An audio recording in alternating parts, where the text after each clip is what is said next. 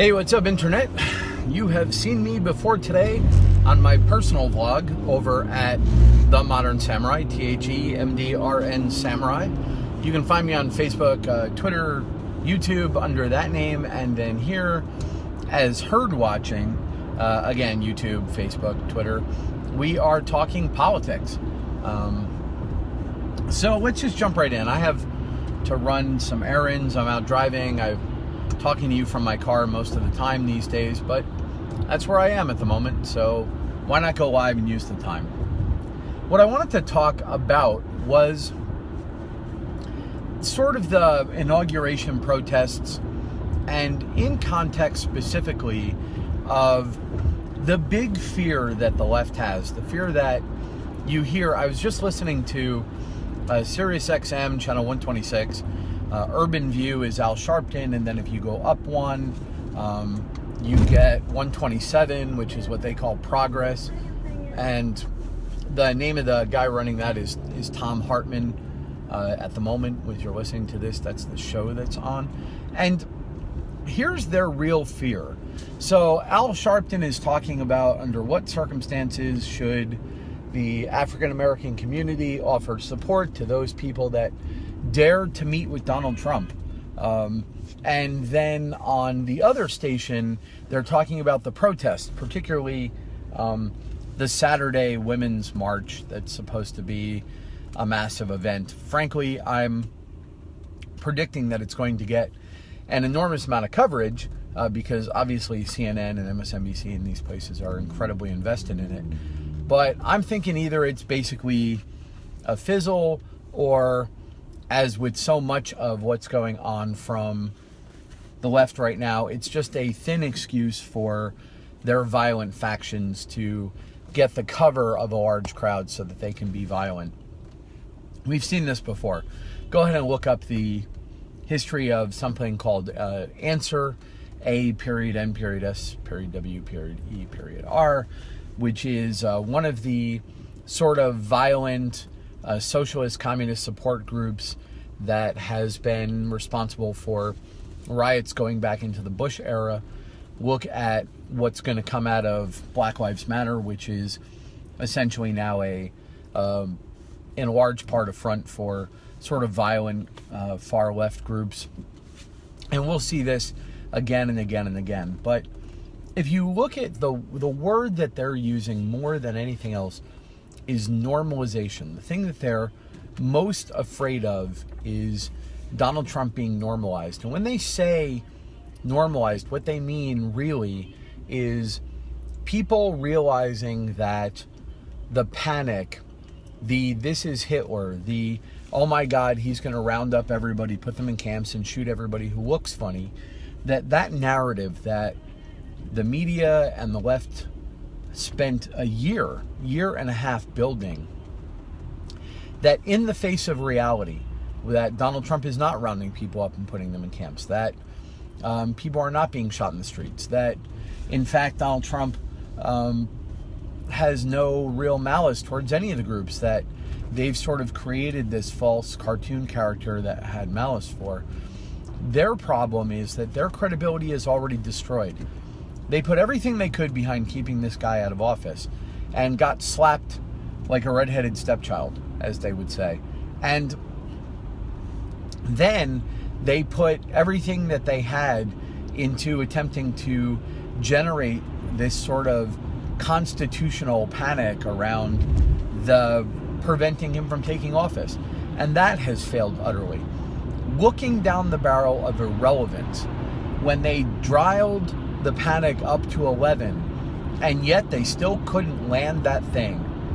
Their biggest fear now is that when the pressure is off and the reality shows up, and that their fears and predictions finally have to meet the cold light of reality and don't come true, their fear is that people will realize exactly how full of crap they were all along. That the average person will realize, hey, I don't agree with Donald Trump maybe, but hey, I didn't really agree with everything about Barack Obama, and I didn't really agree with Bush, and if you're old enough, I didn't really agree with Reagan. And that political disagreements are reasonable in a democracy And that, but wait a minute, wasn't Trump supposed to be literally Hitler? And wasn't this supposed to be the beginning of the end of everything we stand for as a nation, and yada, yada, yada, yada. And when they realize that, then they're going to start looking at the people who are telling them that. And they're going to realize that it was all bullshit. So the only way the left survives, the only way that the far left narrative drivers can survive what's coming, is to keep the panic dial up and warn people, hey, don't calm down. We don't care what Donald Trump does or doesn't do. Don't you dare think that he's not literally Hitler, or you're normalizing him. And that's the horrible thing. You're a mental traitor to your race or our movement or whatever it is that you're supposed to be part of their conglomeration of. So you're going to hear this word normalized a lot, and the sin of the left is going to become, your sin to get cast out will be to normalize Trump. And normalization in this case means a rational, realistic view of what's happening in the country. That's what it means. If you decide that Donald Trump might be someone you don't want to see reelected, and that you want to fight against his policies, but he's not actually the reincarnation of Hitler, they're going to throw you out of the left is going to, in general, treat you as a traitor. You see it, you're seeing it now. Anyone in the minority community who dares have a conversation with Donald Trump is called the most vile, racially based attacks one can imagine. And how does the left justify it? Well, he had a meeting with Hitler. So obviously we can call him whatever it is we want. Or how about, and this goes all the way back to, why does the left love having control of the narrative? They love having control of the narrative because anything is fair game if you're the one deciding what's at stake. Obviously, if Donald Trump is literally Hitler, then we can go to Washington, D.C. and have a mass riot, because that is what's going to happen tomorrow. There is going to be violence, significant violence. They're going to block streets. They're going to destroy things. They're going to flip cars. They're going to do everything they can to attempt to throw the largest temper tantrum they can, once again in the belief that if they just throw a big enough tantrum and hold their breath long enough and turn blue enough, that they'll get mommy and daddy's attention and that we'll pay attention to them. But we won't. We'll control the violence as best we can. We will recognize that it was a temper tantrum of children, and we will go about our business anyway. Because no amount of idiots in ski masks flipping cars and burning crap in the streets of Washington, D.C. does anything but harden our resolve and deepen our understanding of who it is that is against us. How infantile, how violent, and how contemptuous they are of any opinion that doesn't suit them. And that's the war. That's the cultural fight we're in. So they're going to have their tantrum, and we're going to still have Donald Trump as our president. And they may actually succeed in disrupting the inauguration of a U.S. president. For the first time in our history, essentially, a bunch of people may, in fact, use violence to attempt to disrupt the peaceful transfer of power in our democracy. And when they do, and when they go on CNN that night and try and blame Donald Trump for that, it will not work.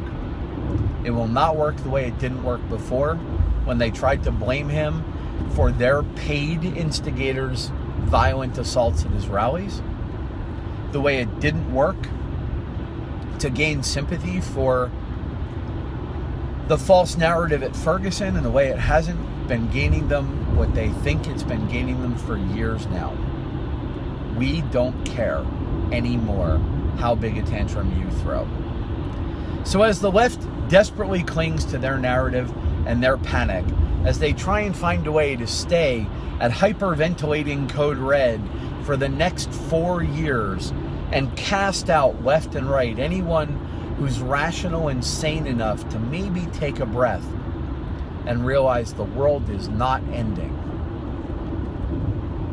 They are doing us a favor, and they are not going to gain what they think they're going to gain from that.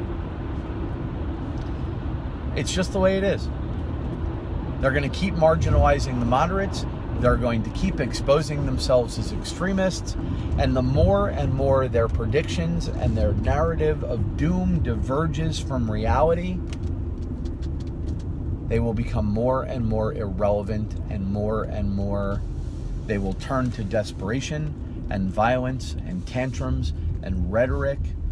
The more insular they will become, they will retreat to their Facebook groups and their echo chambers and their safe spaces, and they will pull back from the real world even more than they have.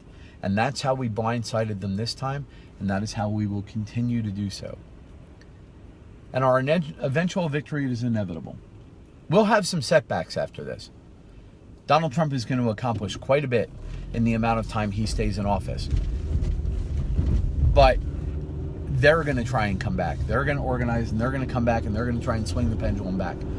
But in the meantime, their only way of regaining relevance outside of their own group is going to be to come back to something like rationality, so that they can evaluate the world as it actually is and interact with people who see the world for what it is. And if they come back towards rationality as a way to regain traction, yes, they will gain traction, and that's a bummer, but they'll also become more rational, and that's good for everybody. There's nothing wrong with an adversarial political system as long as everyone acting within it, or the majority of the people acting within it, are rational. It's only when the left flips out collectively the way they have for the last 4 years, the way they've been working towards for the last 12 years, what you're seeing is the culmination of PC culture, of rats climbing over themselves in a bucket to try and be the most victimized. This is what it comes down to. This is what it comes down to when your entire political philosophy is based on inventing nightmares to justify your existence as a victim. Eventually, you become so divorced from reality that you lose your ability to affect the world around you. So yes, they will have their tantrum, and yes, there will be violence, and yes, unfortunately, people are probably going to get hurt tomorrow and Saturday, and that sucks. But the blame and the responsibility falls squarely on the heads of those who are responsible, and that's the left. The instigators, the users of political violence. We'll see how it goes. Anyway, I appreciate you guys joining me. We're going to probably talk again. I have a video I'm preparing that's not a vlog like this, a real-time discussion. I have some sort of more narrative, animated, editorial videos that'll be coming over the next little while on Herd Watching, and you may find those interesting. And we are going to talk probably late tonight one more time before the inauguration, and we are going to talk tomorrow during the inauguration and immediately post. So like and follow Herd Watching, pay attention to what's going on over here, and we'll stay together. Talk to you guys later. Bye-bye.